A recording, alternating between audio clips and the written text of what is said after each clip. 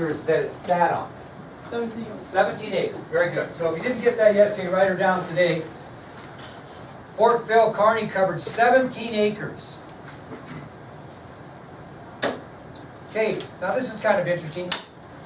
And when you get to the fort, you'll see this. Guess how high the fort's walls were, Dalton? How high were the logs from ground level up? How high do you think they were? 15. 15 feet? Okay, what do you think, Josh? 20. Okay, hot 20? Actually, you know how high they were? 8 feet high. 8 feet.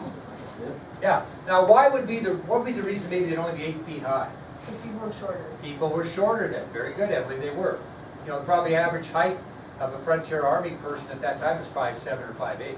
If you were 5'11" or 6 foot, you were almost considered too tall. Matter of fact, you couldn't be in the cavalry unless you were under 6 foot and weighed 160 pounds because they didn't want the wear on the horses. But yeah, these guys were smaller. So the walls were only 8 feet high.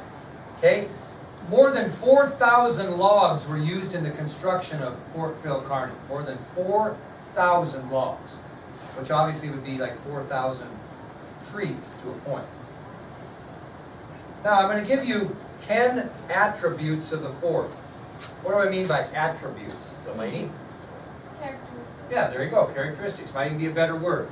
The first one, what do you think was right in the middle? Okay, well, there's going to be things inside the fort. But what do you think's right in the middle of the fort, Maddie? Right dab in the middle. Oh yeah, I think it would be patriotic. Flag. Yeah, the flagpole. Right in the middle of the fort was a 120-foot flagpole. Right in the middle. So there's one characteristic of Fort Phil Kearny. On the inside is displayed right in the middle of the fort was a 120-foot flagpole. The fort also included 3 steam-powered sawmills. The fort included 3 steam-powered sawmills. Now, Josh, what would they use a sawmill for? What do you do with the sawmill? Cut lumber. And when they cut that lumber into boards, what are they going to build, Olivia? They're cutting lumber. All you got is this. Probably like little houses and shacks. Buildings, construction of buildings, and also they actually built furniture with it. So they came with nothing other than wagons, cattle, and the surrounding forest. So the fort included 3 steam-powered sawmills which cut lumber into boards. And with those boards, they built buildings inside the fort and also furniture for those buildings. Now, to give you an idea, I don't know how much you're into building, but it was estimated that over 600,000 feet of lumber was produced just for the construction of the fort buildings and furniture. 600,000 feet of lumber. That didn't include what was cut down to build the outside of the fort. That was just the inside for the construction of fort buildings. Over 600,000 feet of lumber was produced for the construction of those fort buildings and furniture. They also had, the third characteristic, they had a brick factory in there. Can you believe that? A brick factory. Why would they have bricks? To construct more buildings. Some were made of brick, some were made of wood. So they had a brick factory. And they estimated that over 130,000 bricks were produced and used for the construction of fort buildings inside Fort Phil Kearny. This was a big deal. This fort was a big fort. So they had a brick factory with over 130,000 bricks produced for the construction of fort buildings. Okay, let's just kind of guess. What else might they have inside there? Anybody want to take a guess? Raise your hand, take a guess, see if you're right. Delaney? Let's see. Not really a general store, but they did have a bakery. They had a bakery. What else might they have in there? Anybody want to take a shot? Be really aggressive today? Yes. Barracks for what? The soldiers. Okay, he's right, but and they did. Yeah, I'm trying to get a little more specific. I'll give you that. They had barracks or quarters for just the Army band. They had a band there, and they had quarters or barracks just for the Army band. But he's right, they did have barracks for the enlisted, and they also had homes for the officers, okay? So I'll give him barracks, that's pretty good. How about another guess? What else, if you were gonna live in there, what might you want in there? Is there like a doctor?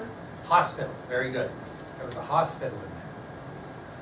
So they had a hospital, a bakery, they had quarters for the Army band. Now keep in mind in your thought process, they want everything to be protected inside. So what else might they have? Very good. Corrals for not only the cattle, but the cavalry horses as well. So they had corrals inside for the cattle and for the cavalry horses. This was kind of like a old-fashioned subdivision, you know what I mean, kind of? Okay? What else do you think you'd have in there? We got quarters for the Army band, corrals for cavalry horses and cattle, a bakery, a hospital. What? No, it's a good guess, but they didn't really do any farming. It's a good guess. Bank? What? Well's a good guess, but not right, but it's a good guess. What? Bank? No bank. But if you robbed the bank in a normal life situation, where would you go? In the forest. Jail. They actually had a guardhouse with a jail. So if some of those guys got out of hand, either civilians or military, they would jail them. So they had a guardhouse with a jail in it. So we got a hospital, a guardhouse with a jail, a bakery, corrals for cavalry horses and cows, and quarters for the Army band. What else might they have there? I'll give you one here because I don't think you'd probably get it. They had a saddle shop. Saddle shop. Did a lot of repairs on their saddles. They had a saddle shop. But we're missing one I think you could get. That people are going to want. Pete, what's happened? Did you lose your car? No. Not in your pickup? I couldn't find it. Couldn't find your bike. No. That deal you got to have every day? Yeah. You better find that before tomorrow. Bathhouse? That's a good guess, but no. Blacksmith? What? Blacksmith? You know, that's a good guess, but no. There wasn't that many children, so they kind of homeschooled them. They didn't have a school. That's a good guess. Church. There you go, at church. So what we're saying, Pete, is the Fort Phil Kearny covered 17 acres. Its walls were 8 feet high. They used more than 4,000 logs in the construction. Some characteristics of the fort is it had a 120-foot flagpole right in the middle. It had 3 steam-powered sawmills which cut lumber into boards so they could build buildings inside the fort and furniture. They had a brick factory in there so they could construct fort buildings also. They had a hospital, they had a guardhouse with a jail, they had a bakery, they had a saddle shop, they had a church, they had corrals for cavalry horses and cattle, and quarters for the Army band, among with, like we mentioned, Macklin said, barracks for the enlisted and houses for the officers. It was a big deal. Now I mentioned yesterday that outside the fort there was a lookout spot on a ridge which provided a great view of approaching wagon trains and visitors. It also helped locate hostile Indians in the area, and that lookout spot was referred to as Pilot's Knob. You'll get a chance when we go to Fort Phil Kearny to get on top of that. You can see it, you can see forever. A great lookout spot. Now, let's talk about the foods and conditions for regular soldiers at Fort Phil Kearny. Keeping in mind that the officers are going to live a little higher on the hog, so to speak, than those particular enlisted men. Here is what typical meals were for the enlisted men. Hardtack. You know what that is? Not good stuff. No, it's not real good, no. Very, very, very common, though, at this time and within the next 15 years of what Army personnel were given. Anybody know what it is? Well, you got 2 things here. It's either a really, really hard, thick bread, or you might say a really, really thin bread that's hard, or a really thick cracker. Okay, it's probably about that thick, and it's probably about this big. And it's made out of flour, and it doesn't have much, it's like eating athletic tape, I would guess. But it wasn't very good, but that was kind of a common thing they ate. They also had access to coffee, brown sugar, lard, and salt pork. The trouble with the salt pork was, and the hardtack, a lot of it was left over from what? the Civil War. So it wasn't like it was exactly fresh. Now, because of the poor eating conditions at Fort Phil Kearny for the enlisted men, many soldiers had a serious lack of what? Vitamin C. And what happens if you have a lack of vitamin C in your body? What do you develop? Scurvy, which resulted in some soldiers' deaths, actually. So because of the poor eating conditions, many soldiers had a serious lack of vitamin C, and this lack of vitamin C in a person's body could cause a condition known as scurvy, which is basically a vitamin deficiency disease, and which resulted in some soldiers dying. Now, these enlisted men did get a treat once in a while, and these were freshly baked pies. They didn't get them for free though, because one of the cooks that was there, a civilian, a Negro woman by the name of Black Susan, she would bake these pies and she would sell them to the soldiers, the enlisted soldiers, for $1, which really was pretty good money in those days. So she'd bake these pies, and they were so eager to have something that tasted good that they would buy these pies from Black Susan, an African-American cook, for $1. Well, what did she bake these pies with? Any pie bakers in here? What do you use to bake a pie? Sugar, flour, and if you get an apple pie, you might even use some canned fruit, although some people use real fruit. Well, who did that flour, sugar, and canned fruit belong to? Technically, who did it belong to? The Army, right? The military. Well, when Colonel Carrington found out that military flour, sugar, and canned fruit were being used to make these pies, and Black Susan was selling them for $1, making her own profit, he put a stop to it. Put a stop to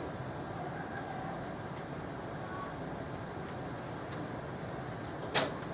Now, unfortunately, these 360 head of cattle that came in, not a lot of them were used to butcher and eat, by the way. What were most of them used for?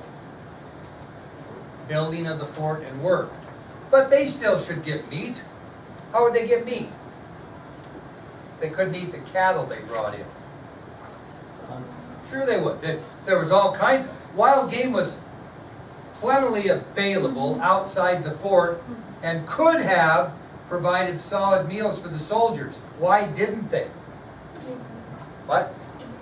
Yeah, Colonel Carrington would not allow hunting outside the fort. This again was his defensive nature.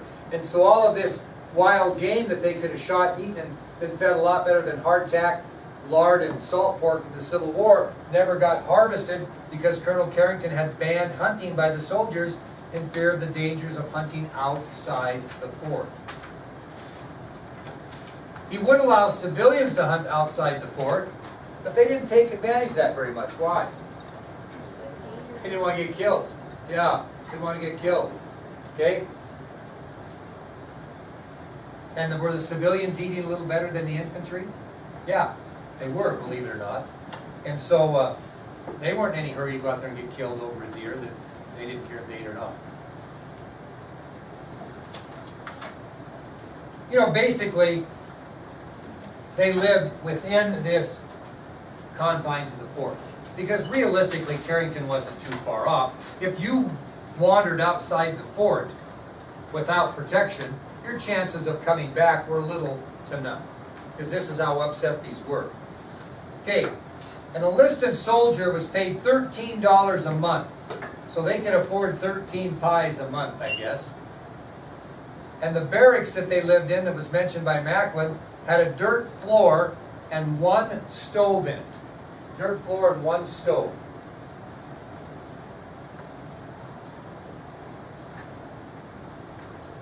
Now, you ever been to Story, Wyoming in the winter? What do you think the weather's like there? Very cold. So the average population in each of these barracks was 60 men. And because winter conditions were so cold, the men actually slept together at night to keep warm. Otherwise, they may have frozen to death. So it didn't have exactly these great barracks. So the average population in each of these infantry barracks was 60 men. And because winter conditions were so cold, the men actually slept together to keep warm. How about the officers' homes?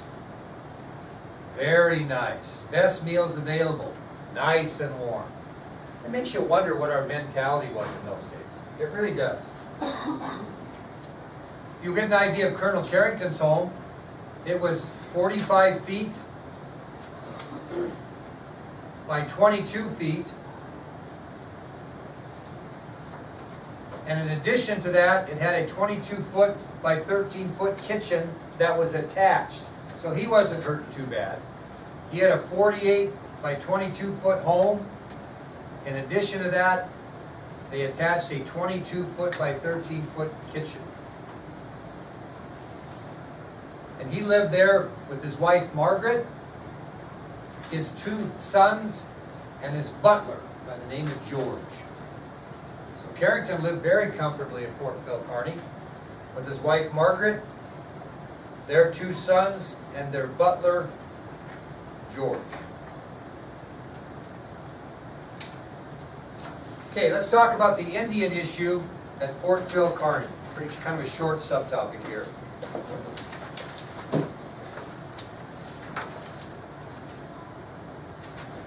Now, despite the dangers outside of Fort Phil Kearny, inside the fort was very, very safe.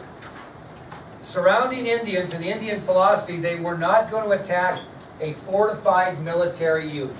So as long as you stayed inside the fort, they did not make any efforts to jump over the 8-foot walls and attack. That just wasn't in their military philosophy. So as long as these soldiers and civilians and women and children stayed inside the walls of Fort Phil Kearny, they were very, very safe. Well, during the construction of the fort, you can imagine there were small skirmishes between Native Americans and military and civilians daily as they were building this fort. And the military would lose both supplies and men during this. They didn't build this unscathed. There wasn't like nobody killed during the building of Fort Phil Kearny. There were a lot of casualties and a lot of supplies taken by the Indians. And to tell you the advantage that the Indians had because of the type of rifles that the soldiers had at Fort Phil Kearny, historians state that Indians could shoot 6 arrows by the time one soldier could reload his gun one time. They could shoot 6 arrows. So they definitely had an advantage. So I'm going to tell you about a fella that decided he would test the boundaries outside of Fort Phil Kearny. And that's the story of Ridgway Glover. Ridgway Glover. So we'll tell you about a guy that decided he would try the outside of Fort Phil Kearny. The story of Ridgway Glover.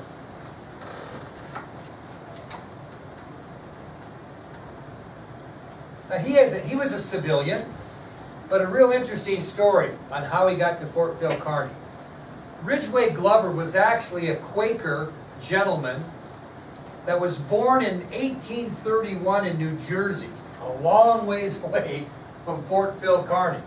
So Ridgway Glover was a Quaker gentleman who was born in 1831, and he was born in the state of New Jersey. And in 1840, when he was just 9 years old, he developed an interest in a new technology at the time. You know what it was? You take it for granted now. Snapchat, everything. No? Snapchat something and send it to somebody? Pictures. Photography. He really got into this new technology that was being developed known as photography when he was just 9. And when he got a little bit older, he studied photography under a famous Civil War photographer.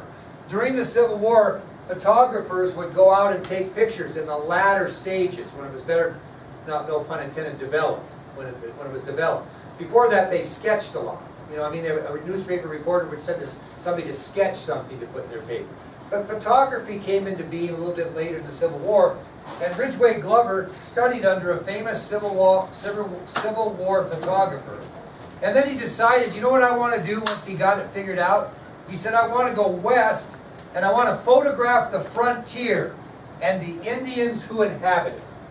So he had this vision that he was going to go west. After the Civil War, he wanted to take pictures or photograph the frontier, and he wanted to photograph the Indians who inhabited it.